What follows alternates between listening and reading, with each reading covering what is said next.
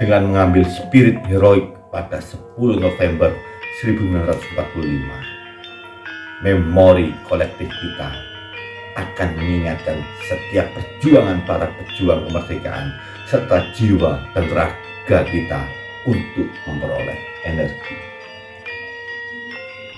Kepahlawanan bukan hanya eksistensi semata agar nama dicatat sejarah untuk dikenang. Lebih daripada itu,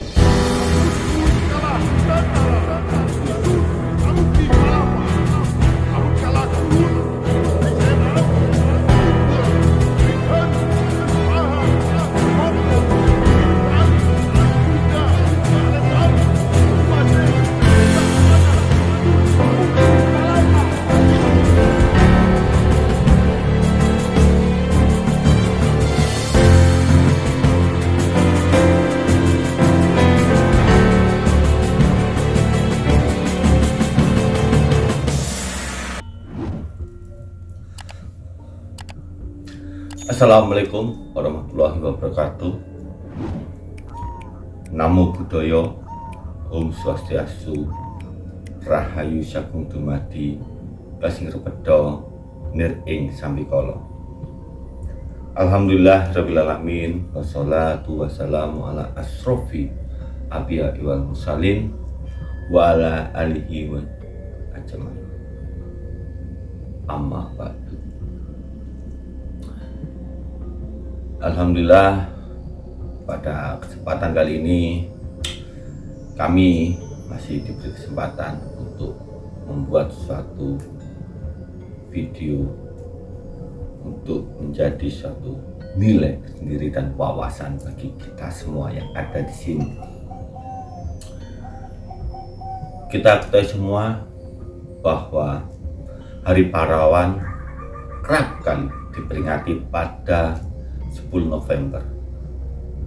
Hal ini sebagai alam untuk bangsa Indonesia bahwa sejarah telah mencatat keberanian dan pengorbanan yang ditorehkan oleh pahlawan untuk kemerdekaan bangsa Indonesia. Dalam sepak terjang menuju kemerdekaan Indonesia, tokoh-tokoh seperti Jenderal Sudirman, Ki Hajar Dewantoro, Kapitan Patimura, Bung Tomo, Raden Ajeng Kartini, dan Soekarno adalah beberapa dari para pejuang kemerdekaan yang telah mengantarkan Indonesia menuju kemerdekaan.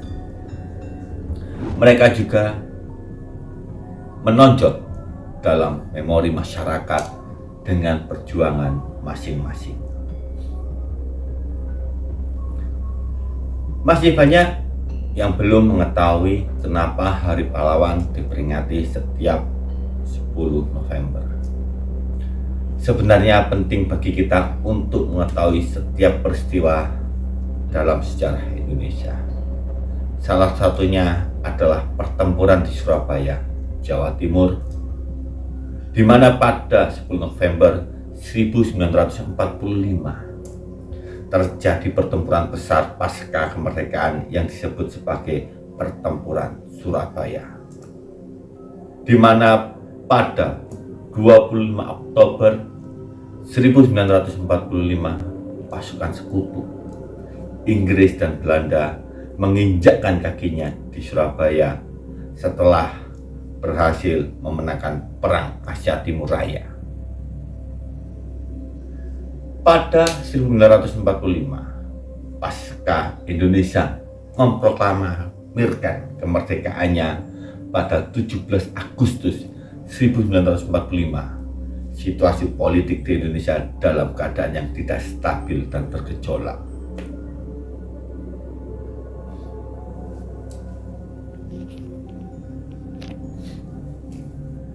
Kedatangan sekutu di Indonesia, tepatnya di Jakarta pada 15 September 1945, memicu terjadinya gesekan antara sekutu dan para pejuang bersama rakyat di Surabaya.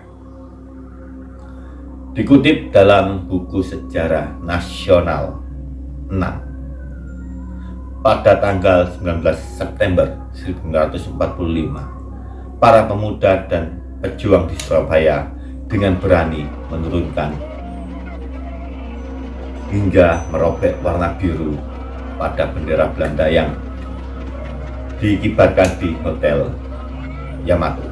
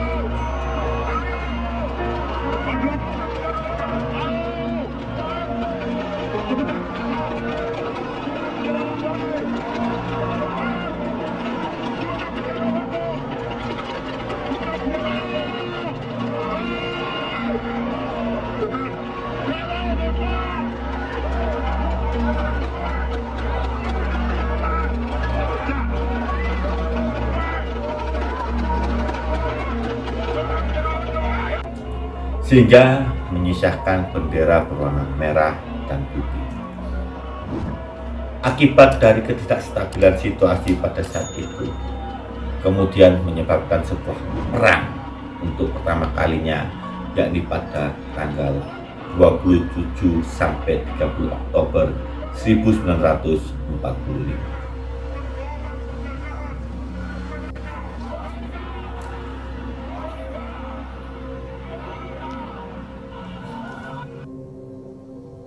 Dalam satu insiden pada 30 Oktober, peristiwa tersebut menewaskan pemimpin pasukan sekutu, yakni Brigadir Jenderal Aubertin Malabai.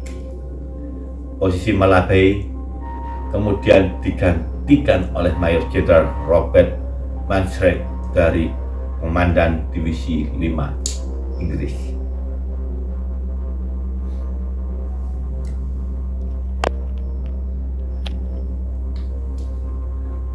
Mayor Jenderal Robert Mansrek pada 9 November 1945 mengeluarkan ultimatum kepada rakyat Surabaya. Isi dari ultimatum tersebut adalah: pertama, seluruh pemimpin Indonesia di Surabaya harus melaporkan diri. Kedua, seluruh senjata yang dimiliki pihak Indonesia di Surabaya harus diserahkan kepada Inggris. Ketiga, para pemimpin Indonesia di Surabaya harus bersedia menandatangani pernyataan menyerah tanpa syarat.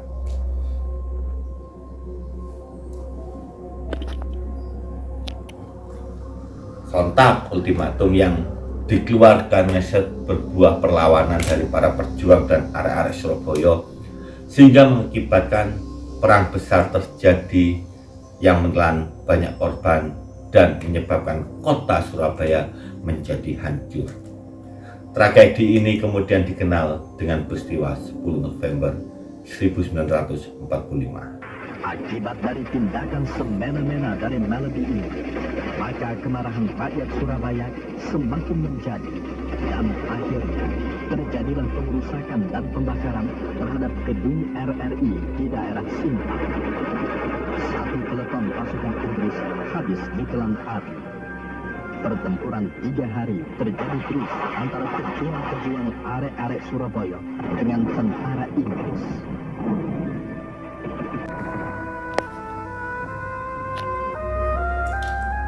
Untuk mengingat peristiwa ini, Presiden pertama Republik Indonesia Soekarno menetapkan tanggal 10 November sebagai Hari Pahlawan Nasional dalam rapat Badan Kongres Pemuda Republik Indonesia atau BPKRI di Yogyakarta pada tanggal 4 Oktober 1946.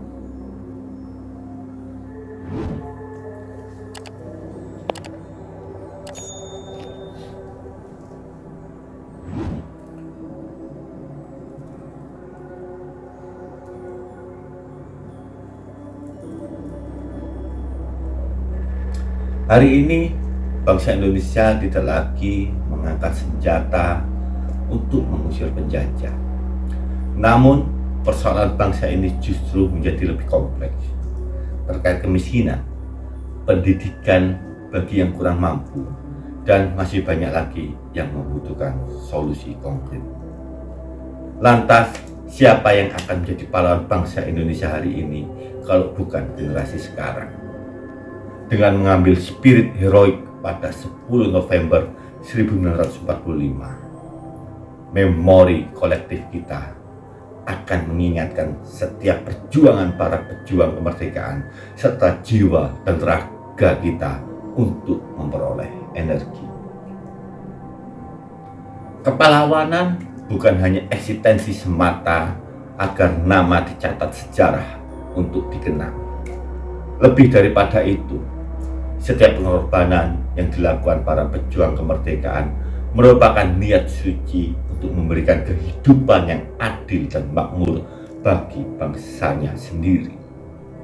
Menjadi tanggung jawab bersama hari ini untuk mengawal rute berbangsa dan bernegara tanpa menindas pihak manapun. Sekian apa yang bisa saya sampaikan. Apabila adanya kekeliruan atau kesalahan, itu dikarenakan keterbatasan ilmu pengetahuan saya. Akhir kata saya ucapkan wassalamualaikum warahmatullahi wabarakatuh. Namo Buddhaya Rahayu Sagung Dumadi. Kasih rebedo nir ing samikala.